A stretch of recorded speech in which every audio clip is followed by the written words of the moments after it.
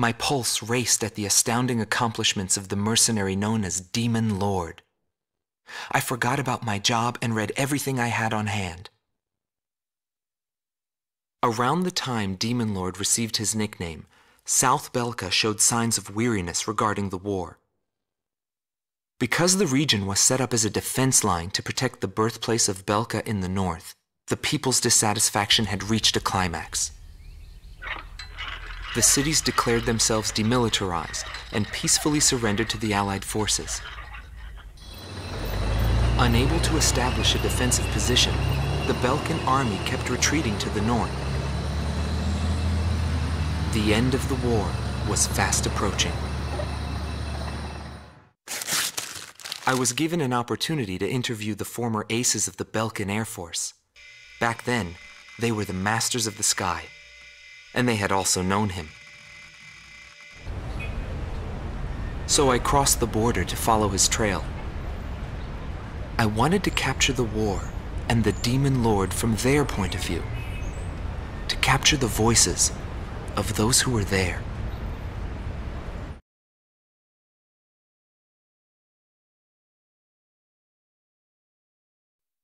Bernard Schmidt, a man with the eyes of an owl. Groom Team Commander, former member of the Belkan Air Force. 10th Air Division, 8th Tactical Fighter Squadron. Fighting with distinguished service on the battlefield, he earned the title of Ace with his uncanny ability to adapt quickly to the flow of battle. I had a bad feeling while I was flying towards the round table. Why were they having problems down in 2 mercenaries? I figured it was just temporary chaos and it'd be over by the time I got there.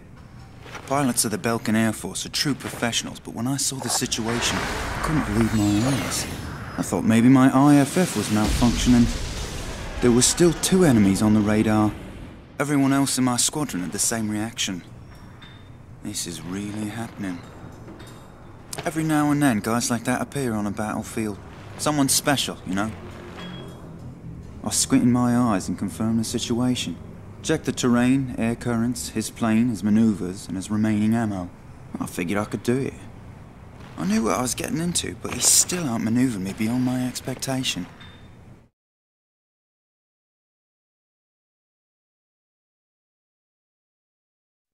Gelb Teams Number 2, former member of the Belkan Air Force.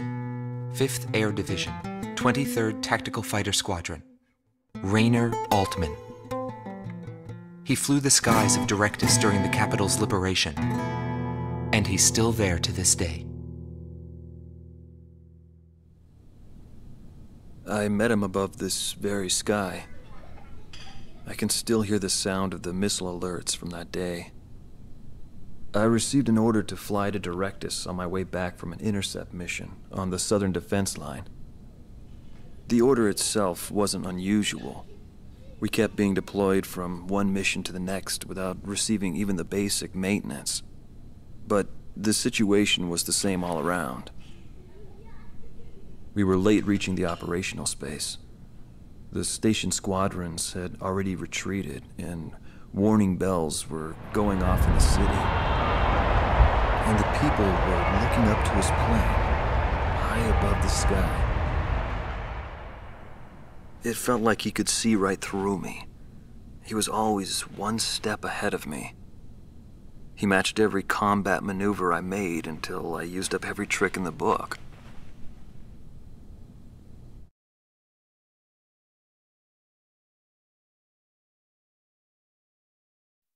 Schnee Team Commander, former member of the Belkan Air Force, 22nd Air Division, 4th Tactical Fighter Squadron. Eric Hillenbrand. He never had great ambitions. All he ever hoped for was to make a living as a regular pilot. Today he works as a flight instructor for civilian pilots. The instant he shot me, I pulled the lever. I barely managed to escape from my plane as it burst into flames. After drifting from the blast, I landed below the round table. It was a wide-open, barren wasteland. How long would I have to wait for a rescue party? Radio interference within the round table was fierce. The odds of a distress signal actually reaching anyone was low. I was at a loss for what to do. Anyway, I'd really gone out with a bang this time. I took that as a sign it was time for me to retire. But just then, I heard a roaring overhead. It was his plane. I was jealous of his calm flying form. Rather than wait for the rescue team, I began to walk toward the nearest base. I was driven by desire to get back up there and fight him again. Of course, it did take me 3 days to get there. Every time I flew with him, his skill stood out. He was unstoppable. He would ascertain the situation in an instant and change the tide of battle. He was born for combat. It was no wonder they called him a demon lord. That said, it was hell trying to keep up with him. Before long, everyone had taken notice of him. More and more would show up to watch him go off on sortie. Mercenaries or maintenance crew, it didn't matter. People wanted to burn his image to their memories.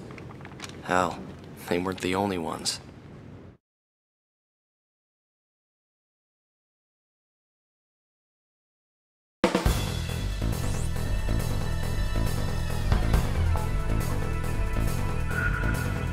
The Belkan forces are beginning to take flight.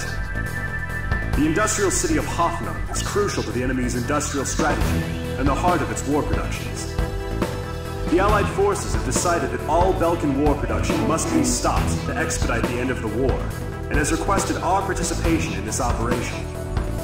The operation will primarily involve the bombing of ground facilities by the Allied forces' bombers. Your mission is to support those bombers and attack enemy facilities. We have achieved near total air supremacy over the target area, but don't let your guard down. There may still be sporadic resistance.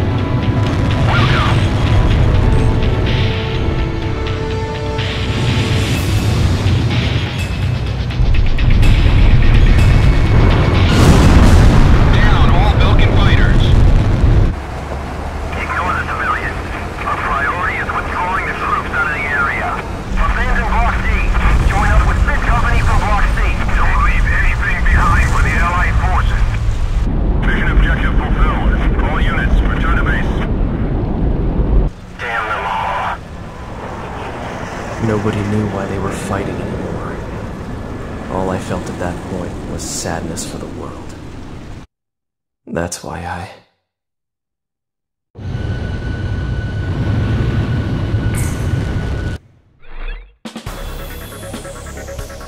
Pursued by Allied forces, the Belkan forces have taken flight, abandoning Hoffnung. Without military production capabilities, Belka is in a bind. We were also able to confiscate samples of what seemed to be experimental weapons from the abandoned war factories, before Belka had time to use them.